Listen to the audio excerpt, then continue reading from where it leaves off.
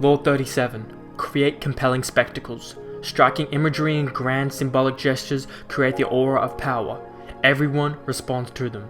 Stage spectacles for those around you, then full of arresting visuals and radiate symbols that heighten your presence. Dazzled by appearances, no one will notice what you are really doing. Observance of the law.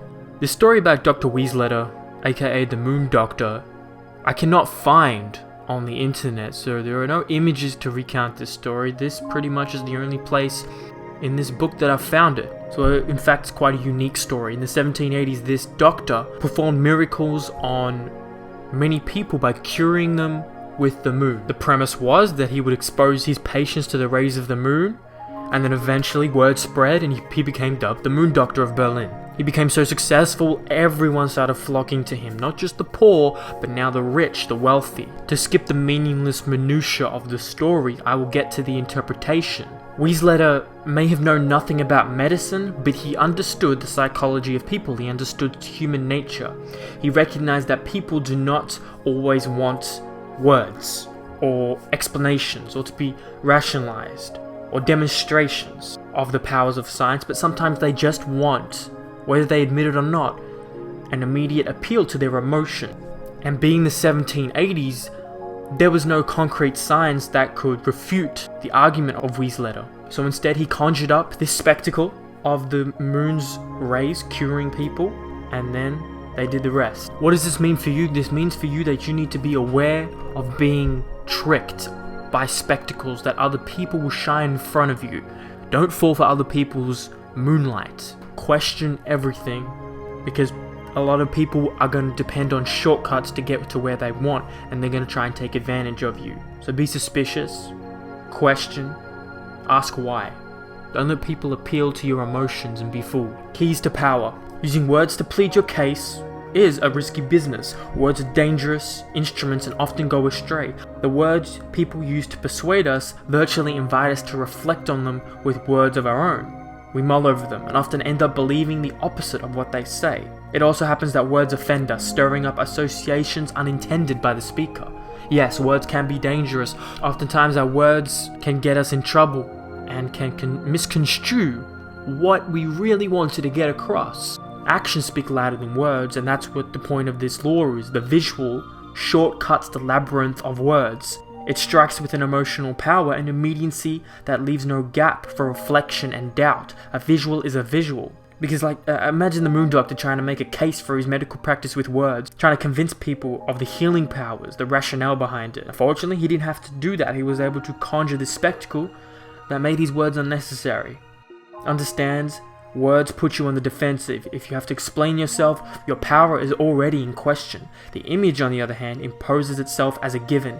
It discourages questions, creates forceful associations, resists unintended interpretations, communicates instantly, and forges bonds that transcend social differences. Words stir up arguments and divisions. Images bring people together. They are quintessential in instruments of power. Because the truth is generally seen, rarely heard. If this amazing story is true, there's a perfect example. A Renaissance painter, Fra Filippo Lippi, was captured a slave among the Moors. He won his freedom by sketching a drawing of his master, of his capturer, on a wall with a piece of charcoal. When the owner saw the drawing, he instantly understood the power of a man who could make such images, and he let him go. That one image was more powerful than any argument the artist could have made with words. Never neglect the way you arrange things visually. An example would be color. To bring it back to real life, marketing and sales and eliciting emotion can be made through color.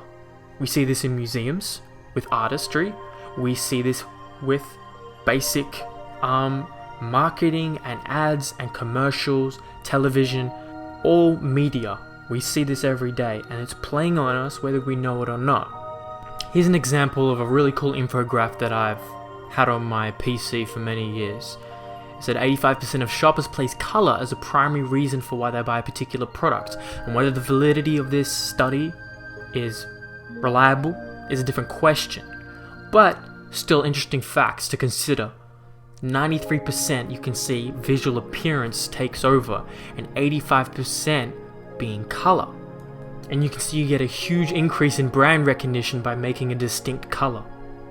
And then to break down color by color, you can see a yellow being more optimistic, a red being very energetic, whereas a purple or a pink being more feminine, more calming, or a green, wealthy, orange, aggressive. You can see how each one plays to a certain emotion.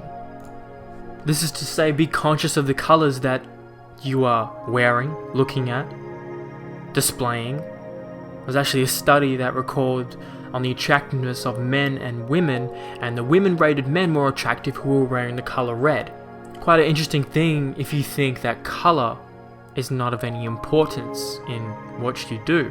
In fact, it can play a lot of importance. The best way to use images and symbols is to organize them into a grand spectacle that awes people and distracts them from the unpleasant realities. This is easy to do. People love what is grand, spectacular, and larger than life.